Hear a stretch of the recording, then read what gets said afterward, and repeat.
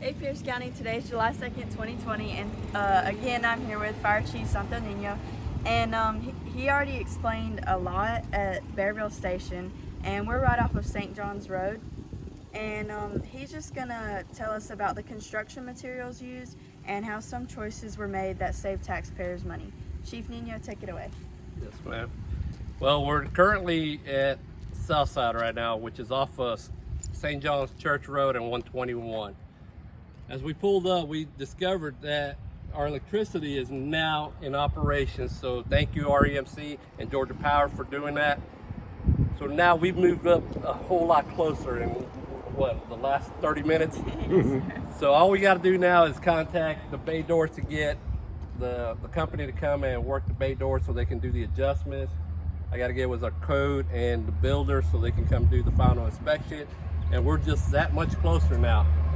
The reason we went with the type of construction materials for this facilities, the two facilities, was one, metal, it lasts longer, and that's what we're looking at. We're looking at duration, long term. If you can look that way, that's the old Southside Station. It's mostly light, what we call light construction, wood. One of the issues was the roof started leaking and it created some issues inside that started, of course, damaging it. It started having water damage, the sheetrock and the ceiling and all that started getting moldy, and it's pretty much it's in bad shape. So we had to, from there, we had to look at building a new station. So in the building, we looked at doing wood, but as far as the money, we would be looking at the same process down the line to try to replace it. So that's kind of one of the choices why we went with the metal. The metal is gauge metal. It's 22 gauge metal. It's insulated, and then the framing is supported by red iron, which gives it a really good look, but also has the durability to handle high winds. Now, you wouldn't believe it by looking at this building, but this actually exceeds all Pierce County code. It's rated at a high rate.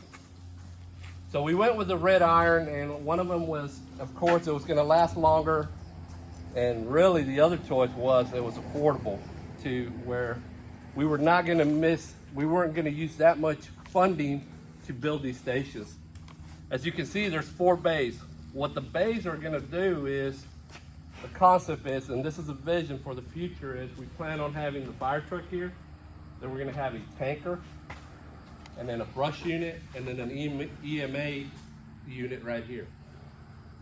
Now you ask, well, why so many trucks? And why so many this? One of the things is, one of the issues that we have in the community is water. When we have a structure, we don't have water.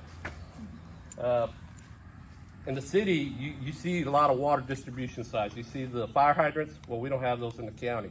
What we do have in the county are ponds, lakes, anything that we can try to grab some water, we can draft.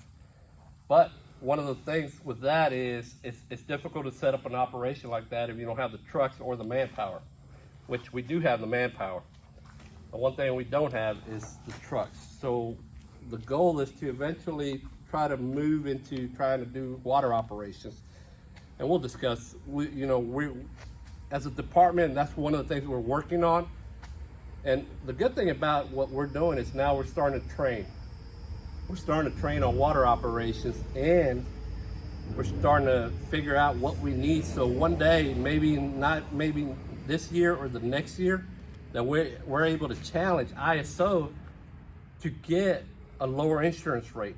Well, what does that mean? That means less money that homeowners have to pay into insurance. And I know as a homeowner, I like my money in my pocket. But in order to make money, you got to kind of spend money a little time. But we're going to try to do this at a cost-effective way.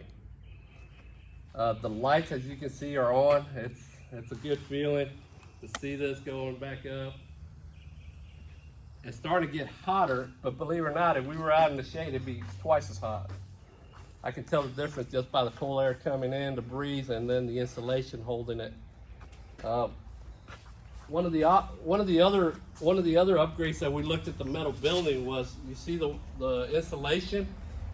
Well, we decided to go with this type of insulation over the spray-on was due to the cost effectiveness. Not really the cost effectiveness, it was just a lot of money. We didn't see the need to spend that money with just the spray when we got the same effect for less money. You can tell it's pretty cool in here, and it looks really nice. It gives it a good look.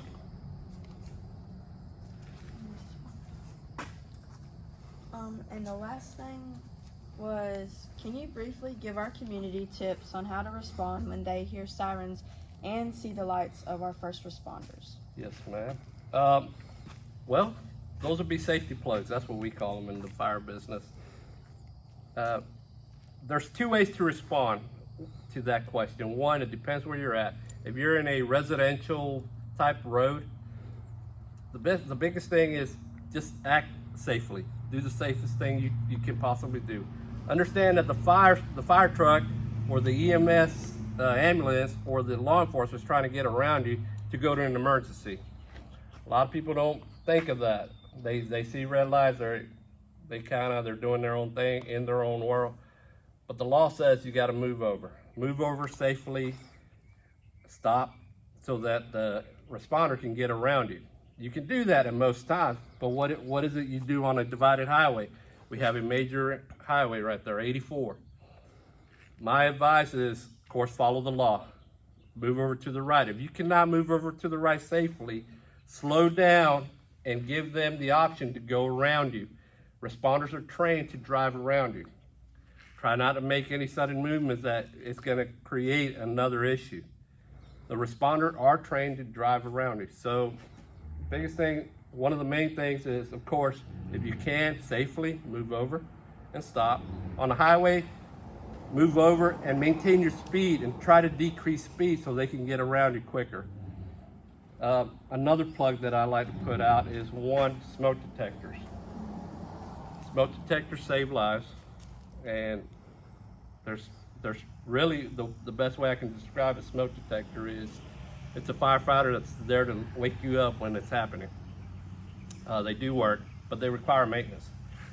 So if you do not have a smoke detector at home, I want you to call me, 912-208-1129, and we will schedule an appointment so we can put in a smoke detector in your home.